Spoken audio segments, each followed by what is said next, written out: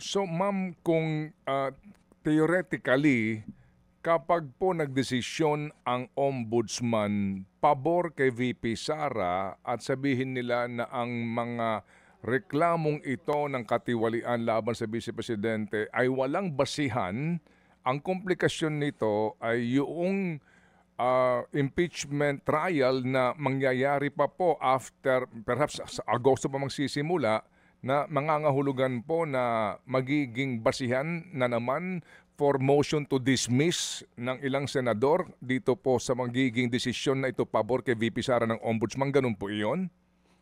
Hindi po malayo yung ganyang senaryo. Sigurado gagamitin yan ng defense para lalong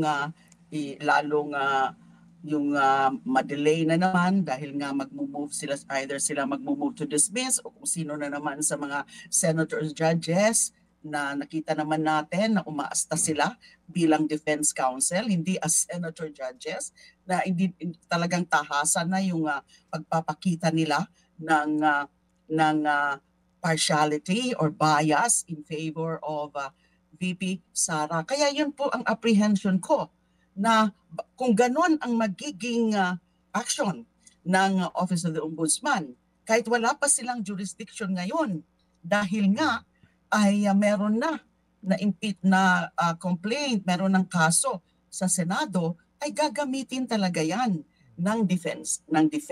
Kaya naantala na nga ngayon naantala dahil nga doon sa sinubukan pa nila na ipa-dismiss, yung so-called de facto dismissal, pero hindi nangyari yon dahil nga merong amendatory move na ginawa si Senator Alan Peter, yung pag-remand.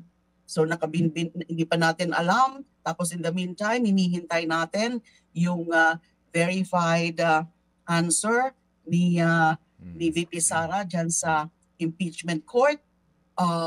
Tingnan natin kung yun ba talaga verified answer o baka naman motion to dismiss. Kasi posible yan na instead of filing a verified answer, motion to dismiss na lang, isa-cite nila more or less the same grounds nung mga binanggit doon sa motion ni Senator Bato de la Rosa at saka yung pending petition ngayon sa Supreme Court.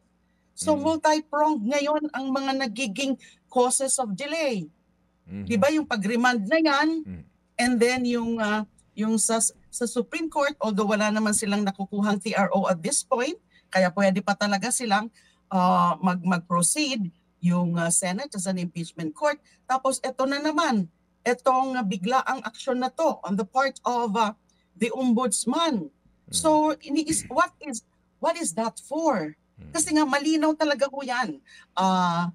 Ted and DJ Chacha, sa Republic Act 6770, Sections 21 and 22, pwede lang na i-exercise ng ombudsman yung investigative authority niya involving an impeachable official like a vice president only for purposes of filing an impeachment complaint. Hindi pa pwede ngayon yung kung ano-ano pa yung mga ibang ifa-file na kaso, maski nga criminal case. Kasi nga kapag iusad nila ang criminal case, wala pa naman magagawa ang Sandigan Bayan. Halimbawa, magkaroon ng probable cause sa criminal cases. Wala pa naman magiging ang Sandigan Bayan kasi nakaupo pa siya as vice president. Meron siya, impeachable lang siya. So, ganun po yan.